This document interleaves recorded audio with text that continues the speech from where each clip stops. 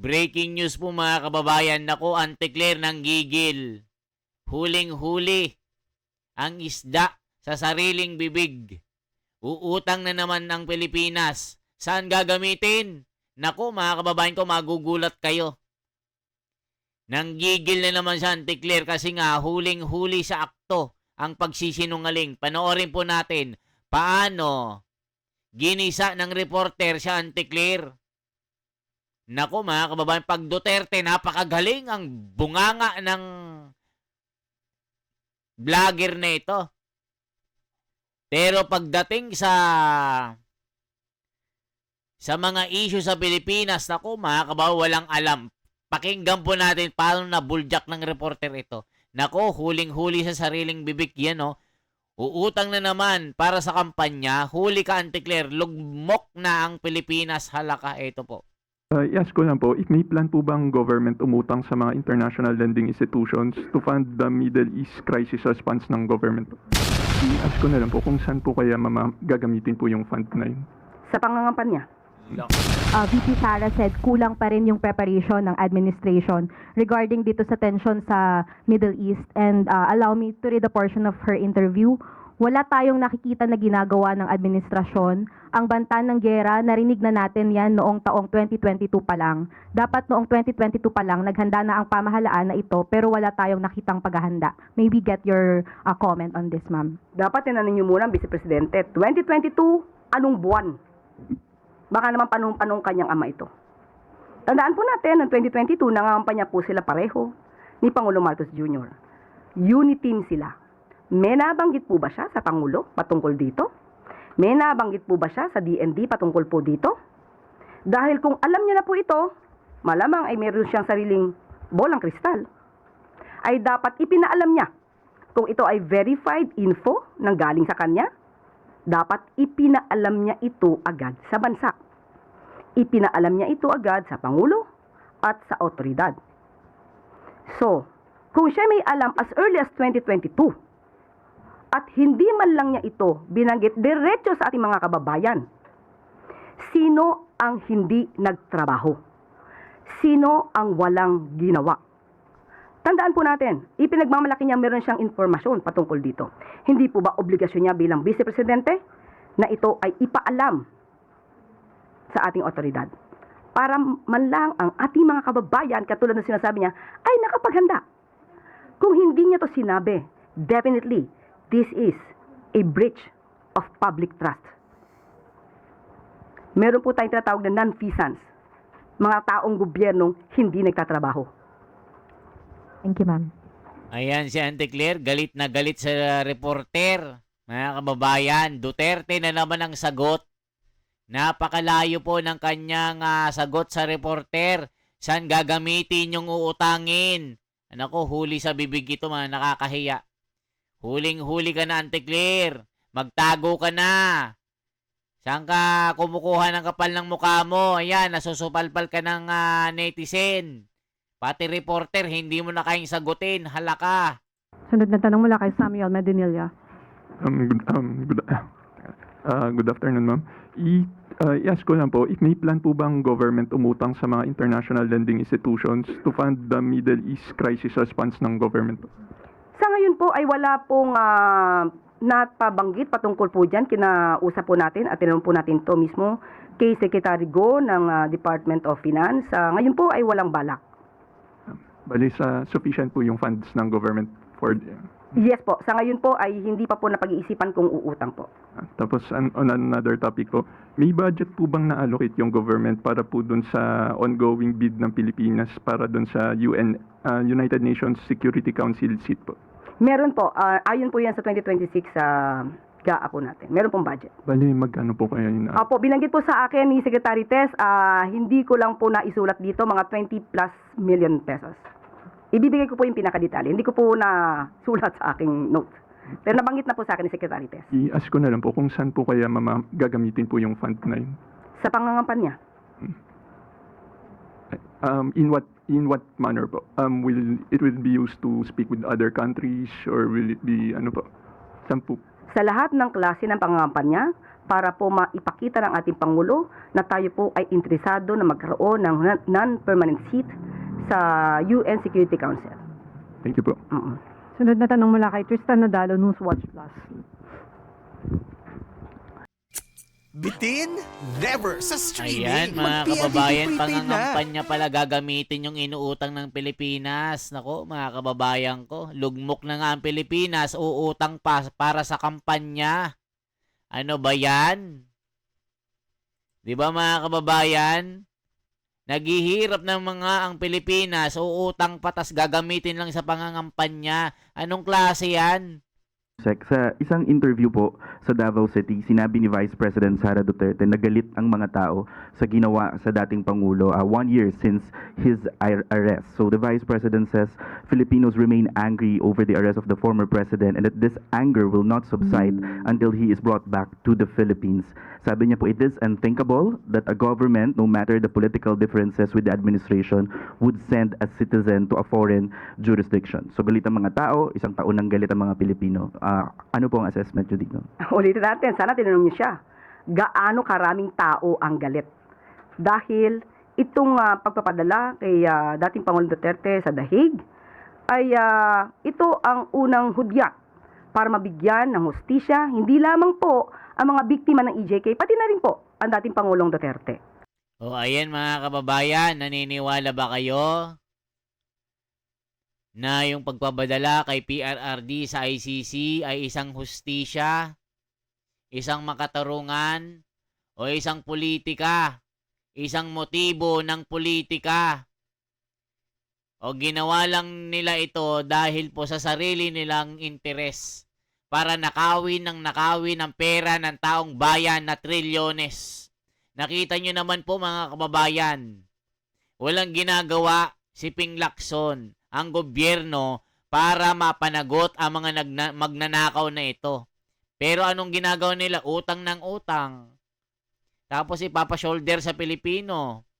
Gagamitin lang pala ito sa pangangampanya. Wala na makakwenta-kwentang ginagawa nila, mga kababayan ko.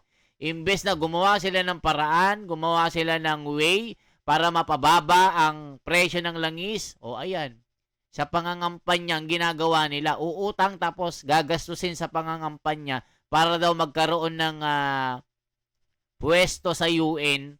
Anong silbi naman yan? Yan ang sabi ng tao. Wala po tayong masasabi kung lahat ba ng Pilipino ay galit. Malamang sa kanilang parte dahil ang kanyang ama ang naaakusahan at nililitis sa salang crimes against humanity, malamang ito po talaga ang kanilang magiging reaksyon. Pero sa parte po ng mga tao na nagsusulong ng human rights at lumalaban sa mga karumal-dumal na pagpatay na bunga ng EJK at war on drugs ni dating Pangulong Duterte, hindi naman sila galit at sila ay nagpupunyagi. Sa ngayon po, masasabi natin, ang ginawa po ng gobyerno, hindi lamang po ito para isalba ang sinuman. Ito rin po ay para sa mga taong, sa mga Pilipino na siyang nag-file ng complaint. Sila mismo ang pumili na magsampa ng kaso sa ICC dahil sa naramdaman nilang walang hustisya sila natanggap noong panahon ni dating Pangulong Duterte. O naniniwala ba kayo mga kababayan na walang hustisya nun?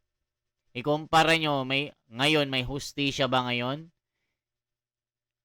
Ang panalo ngayon mga buhaya mga kriminal. Pero yung mga nabibiktima ng mga nagpupulburon, ayan, gumagala. Gamit dito, gamit doon. Kahit nga, ginagawa na nilang content mga kababayan Nakita nyo, kaliwat kanan yung mga nangyayari ngayon. 'Di ba? Ang daming mga nagagahasa na mga bata, minor de edad. Dahil nga po sa mga nagpupulburo na yan, wala naman nangyayaring hustisya. May mga nahuhuli na mga pulburon pero yung gumagamit, wala. Ay nako mga kababayan ko. Iba talaga ang Duterte noon. Mas safe ang tao. Pero ngayon, I doubt it mga kababayan ko. Tapos sasabihin niya, hustisya daw.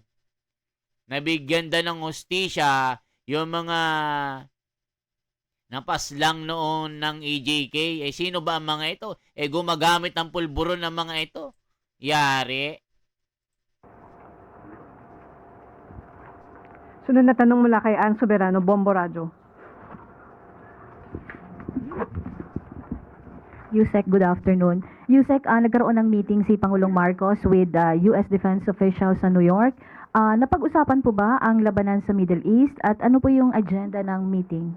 Sa ating pong pagkakaalam, ang naibahagi sa atin ay hindi naman po napag-usapan ang tungkol sa Middle East, kundi pati po ang napag-usapan lang po ay yung pagpapalakas ng Philippines-United States Defense Partnership.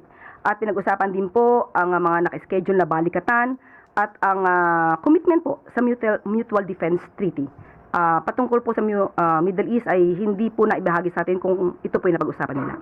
Follow up, Yusek. May bagong commitment po ba ang US pagdating po sa security support sa Pilipinas? Ganun pa rin po, nanatili po na dapat nilang panatalihin at palakasin pa rin po ang Philippines and US Defense Partnership sa pamamagitan din po ng Mutual Defense Treaty.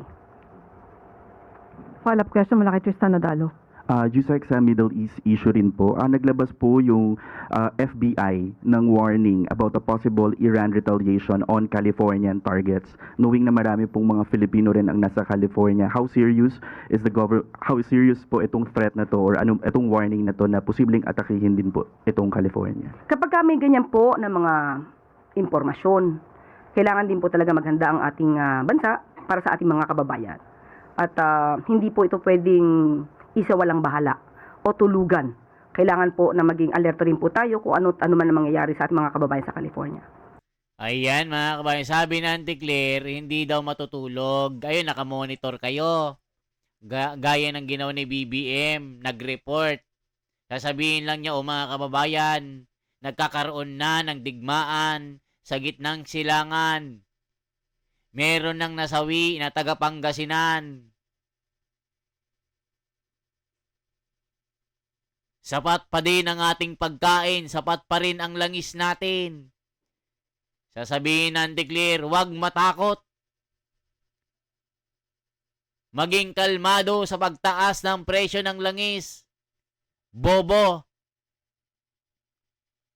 Diba mga kababayan, ito, ganyan lang ginagawa nila. Mag-monitor, titignan, hindi matutulog. Pero walang plano. Kaya sabihin, mga taga-California na mga Pilipino, magtago muna. May problema tayo, maraming misile sa langit. Walang eroplano. Dapat ngayon pa lang gumawa na kayo ng paraan. Tapos gagawa lang kayo ng paraan pag nandyan na yung problema. Gayahin nyo si PRRD maaga pa lang. Gumagawa na ng paraan para mapauwi ang mga Pilipino. Huwag nyong antayin na ihulog muna yung missile ng Iran doon sa California bago kayo gumawa ng paraan. Tapos sasabihin nyo, magmo-monitor tayo. 24/7 tayong magre-report. Anong gagawin nyo? Ganun lang mga bobo? Wala bang mga reporter? Inagawan nyo na ng trabaho? Nakakagigil kayo? Diba? Ganito ang mga ito. Walang ginawa kundi mag-report ng mag-report. Walang ginagawang aksyon. Sasabihin nila, kanya-kanya munang tago tayo. Nandyan na yung missile ng Iran. Magtago muna sa kaldero. Magtago muna sa lamesa. O dapat ngayon pa lang na binabantaan na ng Iran, gumawa na kayo ng repatriation para wala na kayong alibay. O ngayon, tahimik pa ang California, wala pang binabagsak na mga missile dyan. Gumawa na kayo ng paraan. Isalba nyo na yung mga Pilipino doon. Gumawa na kayo ng mga coordination. Habang maaga pa, wala pang problema. Para makapaghanda ng maayos. Hindi yung magre-report lang kayo. Mga bobo. Yan ang sabi ng komento eh. Puro kayo report. Inagawan nyo na si Mike Enriquez, sumalangit nawa. Diba? Pagbuhay yun, ibabash kayo nito eh. O ano sinasabi ng mga komento, nang gigigil na kay Auntie Claire. Asa ang sabaw, tignan nyo. Walang maayos na sagot ang administrasyon na ito. Puro pangako, puro report lang. Mag-utang para sa pangangampanya pero yung mga problema sa Middle East walang ginagawa. Ha, galit na galit. Natatawa ako sa mga sagot mo, Auntie Claire. Mangutang lang ang administrasyon na ito para gamitin sa pagkakampanya. Nakakaloka. Saan ba kaya ang mga ninakaw nyo at kailangan pang umutang? Grabe naman ang administrasyong ito.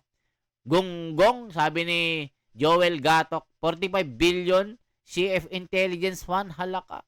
Bakit ang Pangulo walang kaalam-alam sa Pangulo ang maleta, halaka. Mga kababayan ko. Galingan po, Auntie Claire, halaka. Mga kababayan ko. Ito na ang ating balita ngayon. Anong masasabi nyo sa sinasabi ng Auntie Claire na mangungutang para mangampanya lang sa UN? Pero yung mga problema na mga issue sa Middle East, walang ginagawa ang gobyernong ito. Isang like, isang share po at isang subscribe. Salamat po mga kababayan. Shout out sa inyong lahat.